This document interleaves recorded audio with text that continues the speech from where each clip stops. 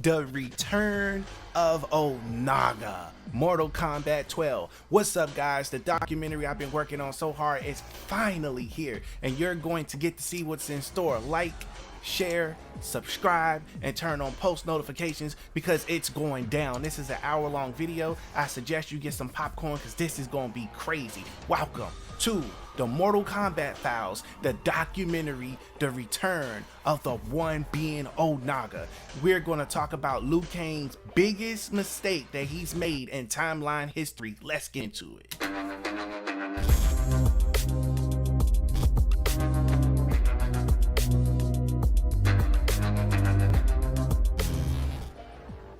Hey, what's up, guys? Wave Report here, back in the building with another video. If you're watching this video for the first time, make sure you hit that like and that subscribe button as we ride the wave all the way to 13K. Now, you can tell by the title of the video what we're going to be getting into, so let me explain this exactly to you on how it's going to work. So I have detailed this video out in chapters, meaning that this video is very organized. So first, we're going to start with 500 years ago, because that's where the MK story is going to be showing you.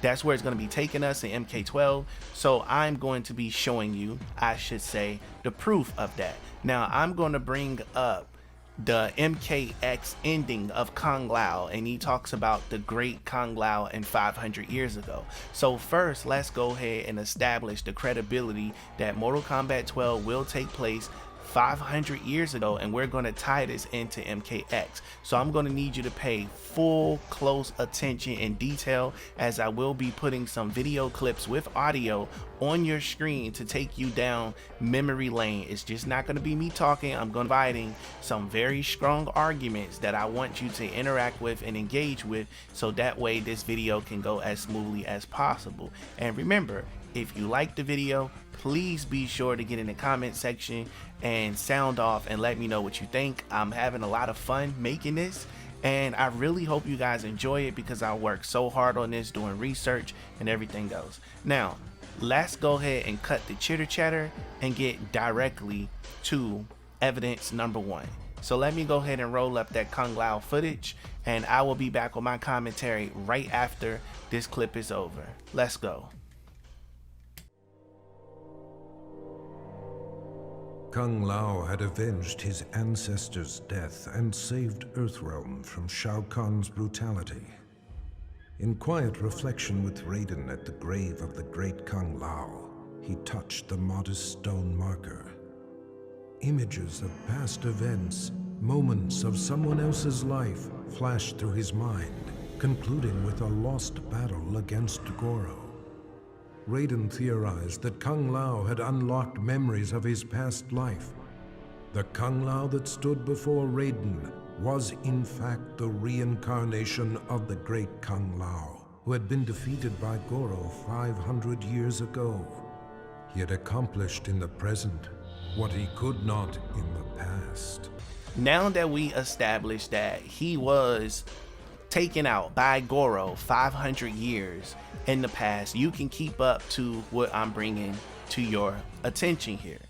Now, Liu Kang travels at the end of Mortal Kombat 11. He travels back in time to the great Kung Lao. Now, it didn't say 500 years because they did not want to give it away. It'll be complete obvious, but he traveled back in time, and you can clearly tell that this Kung Lao is not our Kung Lao, and he even mentions it that he is the great Kung Lao. Now, he tells him that he wants to recruit him to be his champion for a Mortal Kombat tournament. Well, he didn't really say tournament, but he told him he wanted him to be his champion. And if you want him to be his champion, then that has something to do with the tournament. Now, this is the grave mistake that Liu Kang is going to make. And this is me showing you proof or providing evidence that we most certainly will be going 500 years back in time, because we're going to be finishing and seeing for the first time ever the great Kung Lao's story. This is what's going to trigger the third timeline. Mind you, the first timeline was by Midway, a company that NRS, well, not NRS, the Mortal Kombat team was under. It went bankrupt and ended up getting bought out by who bought it? WB ended up buying it, which became Netherrealm Studios, which is the second timeline.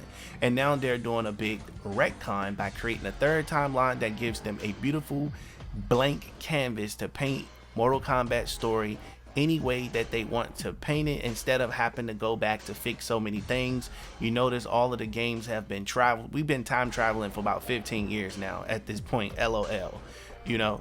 So with that being said, this is going to allow us to go back and go forward. But here's the trick to it. In MKX, we were given the combat kids, and this game here, you were given more so new characters, and this is all about the new era. The new era, they said so many times in the story, how can you forget it? Now that it's about the new era, it's about Liu Kang's new era, because when we go back in time, there's going to be the ancestors. We're going to get into that a little later on in the video, so I just kind of wanted to catch you up on that information. But let's go ahead and play this clip on your screen. Pay attention to everything Liu Kang tells the great Kung Lao. He said he's going to need him training and need his help. That's what he's going to need. Here's the clip right here.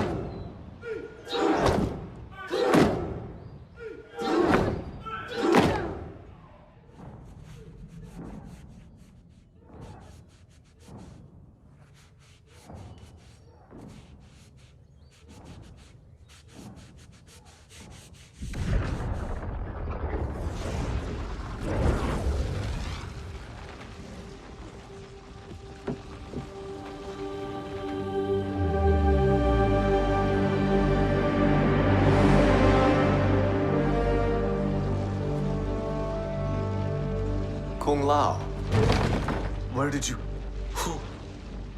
Who are you? I am Lord Liu Kang, God of Thunder and Fire. God of...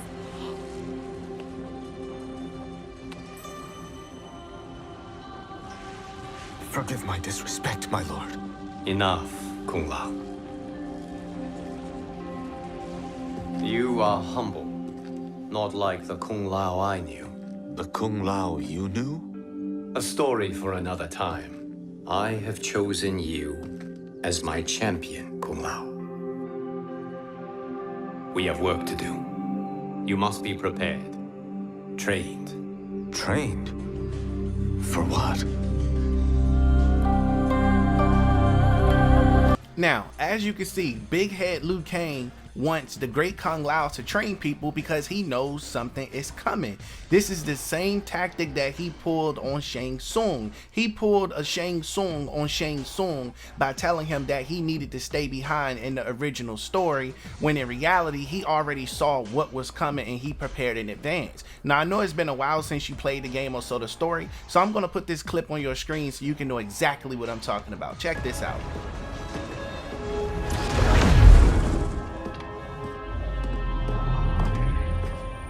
Liu Kang, I thought your duties required you stayed behind. A lie. Something you know well. I see now. The hourglass showed that only I could wield the crown against Kronika successfully. You let me win. Now, as you can see, Liu Kang played Shang Tsung like a puppet. He played him like a puppet.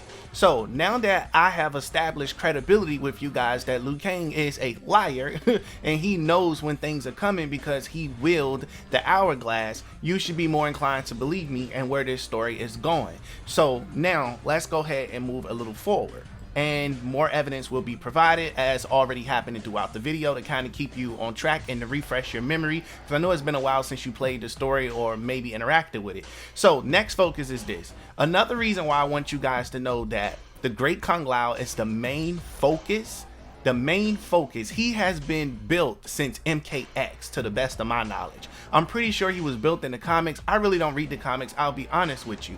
So you can answer that for me in the comment section below. Are they pushing him in the comics? Does he get mentioned a lot? Does he have big storylines? Educate me and let me know. But as far as MKX, they started this storyline about the great Kung Lao and MKX with his cousin. I think it's what was his name? His great with Kung Lao's cousin. Was it Kung Jin? Kung Jin's his cousin or Takeda? One of them. I think it's Kung Jin. Kung Jin is definitely his cousin. Let's go with Kung Jin. So it all started where they started pushing him with that little green thing that he was holding in his hand when we caught him trying to get a 5-finger discount out of Raiden's temple. You know, Raiden caught him and found out what type of time he was on, and he had to put them hands on him real quick and show him, hey, look, you're not about to be coming up here and stealing out of my temple, dog. What's going on with you? That's just what Raiden was on, you know. So after stopping him, he gave him a little bit of words of wisdom, and they actually talked about, you know, the great Kung Lao and his family tree history and stuff like that. Kind of like a nice little backstory, and they really put a lot of thought and a lot of work into that. Even in that area, if you were paying attention, all of the ancestors were in there. We're going to get into that a little later too, but here's a clip from MKX if you don't know what I'm talking about. Have a quick look at this, y'all. You got to see this.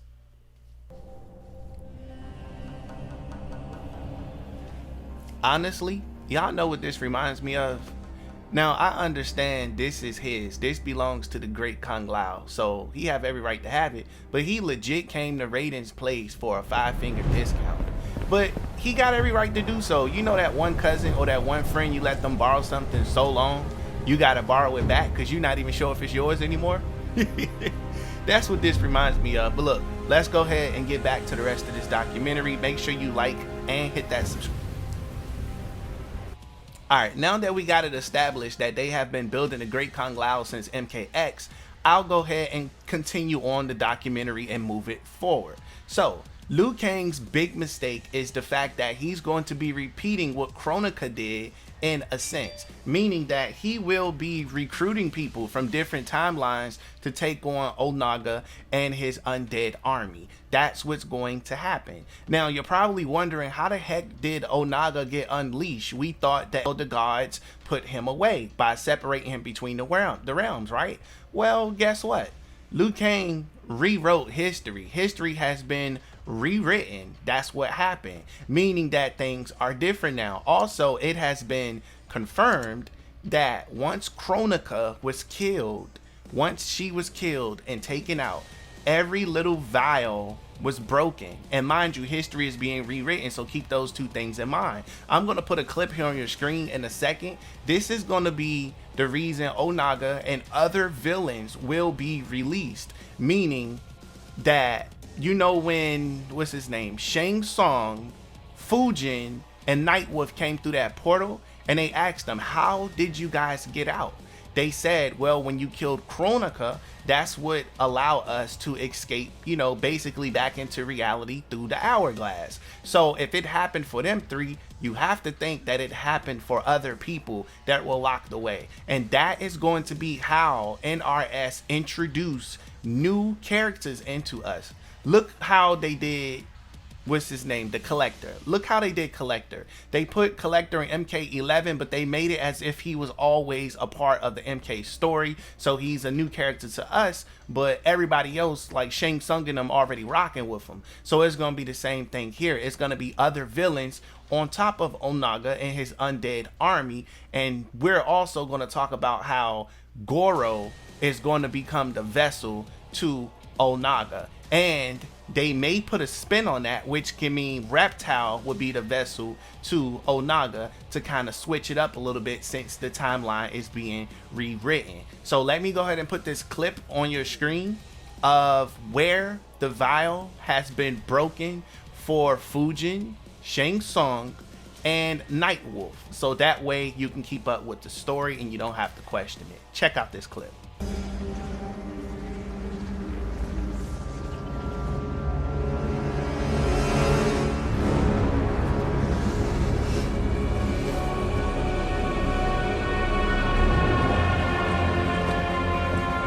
Shang Tsung?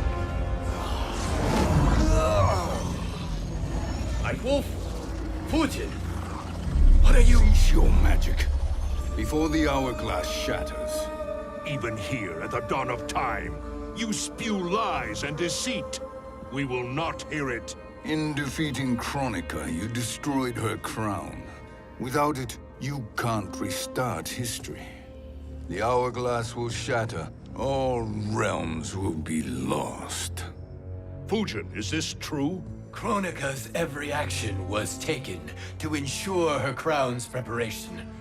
She would not dare to restart history without it.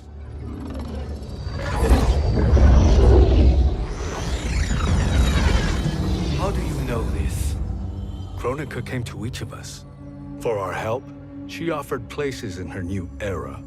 For refusing her, we were banished to a void beyond time. We could observe the events leading up to your siege of the keep, but we were powerless to intervene. But then you killed Kronika. The void seal was broken open, permitting our escape via the hourglass. Now that we established that the void seal has been broken when Kronika died, now you see that the door for evil has been opened. Now, a lot of you are going to be like, well, Liu Kang controls time, so he should be able to not allow any bad people to exist, right? Well, hate to bust your bubble, but I'm here to tell you that is 100% false. And Kitana even mentioned it. Her and Liu Kang had a conversation about it, about how new evils would arise and they would take them on together. So I'm going to go ahead and put this clip on your screen to show you exactly what I'm talking about, and then I'm going to finish with my commentary as to how the new villain will manifest itself, and it's going to be more than one villain also. So this is getting super interesting. Check out this clip real quick, and then we're going to get back to the convo.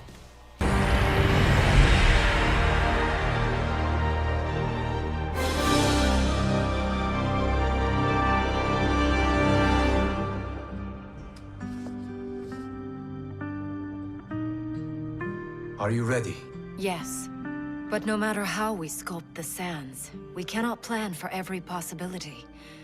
Mortals will make their own choices. New evils will arise. Each realm must choose its own destiny. Whatever those choices, we will face them together.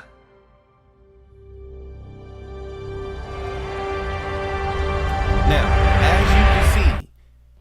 as you can see, Kitana told you to your face, new evils will arise. It does not matter how they shape the timelines. People are still going to choose to do whatever it is that they want to do, which means evil will prevail. Also,